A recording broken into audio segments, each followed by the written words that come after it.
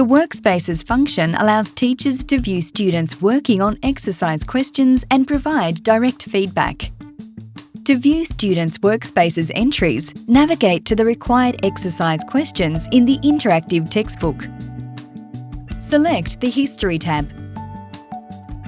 Select the class or individual student to view. Results will show the date of completion, percentage answered, and the student's confidence rating if they have self-assessed. Click the blue date link to view individual entries submitted on that date. Here you will see the students working and the correct answer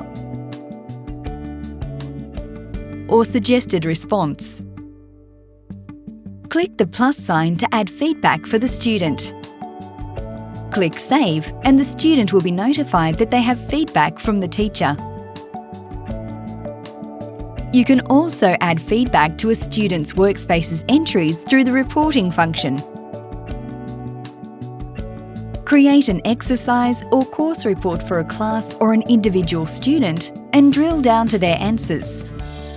Use the plus icon to add comments and save.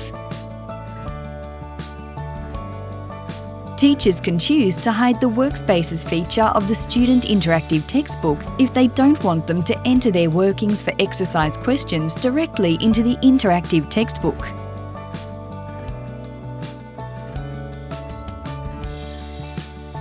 To hide Workspaces, select the My Classes icon on the dashboard. Check the box in the Hide Workspaces column next to the required class. Click Update. Note that if you have students with multiple maths resources, hiding the Workspaces in one class will affect all of their other maths classes.